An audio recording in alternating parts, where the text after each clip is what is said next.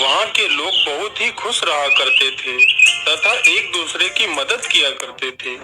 वह सारे हिल मिल कर रहते थे। अरे बेटा, जल्दी लौट कर आ जाना। हाँ हाँ पिताजी, शहर का जैसे ही काम खत्म हो जाएगा मैं आ जाऊंगा। अब चलता हूँ पिताजी। एक दिन की बात है, एक जादूगरनी उस गांव से गुजर रही थी।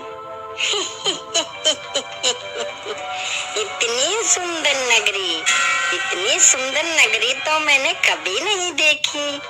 क्यों ना मैं इस नगरी को अपने वश में कर लूं और यहाँ पर अपना महल बनाऊं और यहाँ के लोगों को अपना गुलाम बना लेती हूँ। फिर जादूगरनी उस गांव पर अपना काला जादू कर देती है और गांव के लोगों से अपनी सेवा करवाती है। अरे ओ बुड्ढे, तू आज मेरे लिए आम के मीठे मीठे फल ले आ।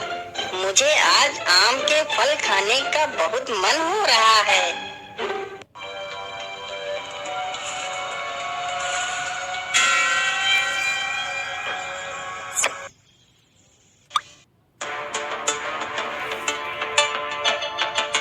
अरे पिताजी, देखो मैं आ गया।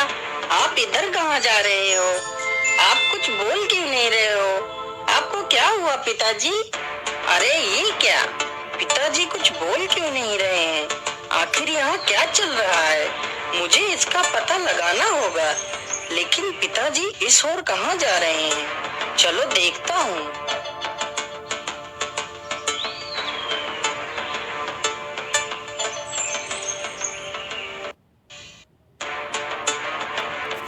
अरे बुड्ढे, तू आम ले आया? चल रख दे इधर और दूसरा काम कर जाके। अरे यहाँ क्या चल रहा है? ये औरत कौन है? मुझे साधु बाबा के पास जाकर पूछना चाहिए। बाबा आंखें खोलो बाबा, बाबा मेरी मदद करो, बाबा उठो। क्या हुआ बेटा, तुम इतना शोर क्यों मचा रहे हो? तुम्हें क्या समस्या है? बाबा, हमारे गांव के लोगों को क्या हो गया है? मेरे पिताजी को क्या हो गया है? वो मुझे पहचान क्यों नहीं रहे हैं? और बाबा, महल में वो औरत कौन है? जब मैं यहाँ से शहर गया था तो यहाँ पर कोई महल नहीं था। ये सब अचानक से क्यों हो गया है बाबा? मैं कुछ समझ नहीं पा रहा हूँ। फिर बाबा ध्यान लगाकर देखते हैं और बताते हैं, बेटा वह कोई औरत नहीं बल्कि एक जादूगरनी है और उसने पूरे गांव पर अपना काला जादू कर रखा है। तो बाबा जी, मैं अपने गांव की रक्षा कैसे करूं? मैं अपने पिताजी को कैसे बचाऊं? बाबा मुझे कोई उपाय बताइए। बेटा, उस जादूगरनी के जादू से गांव को मुक्त कराने का एक ही उपाय है। यहाँ से 100 मील दूर एक कुंभा नामक गुफा है। उस गुफा में तुम्हें मेरे गुरुजी मिलेंगे। वो तुम्हें इसका उपाय अवश्य बताएंगे। जाओ बेटा। फिर मोहन गुफा की तरफ चल देता है।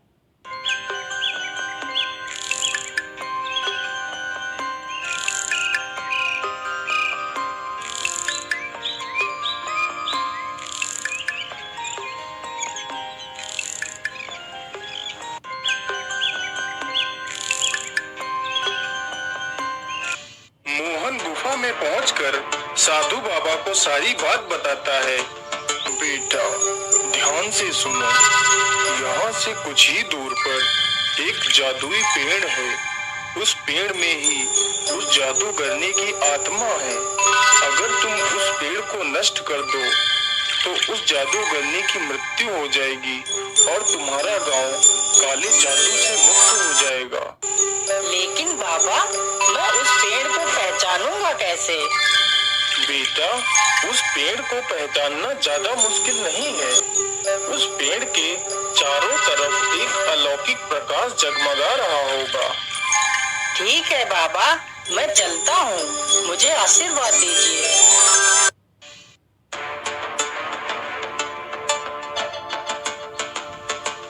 मुझे लगता है कि वह जादुई पेड़ यही है जो बाबा ने बताया था।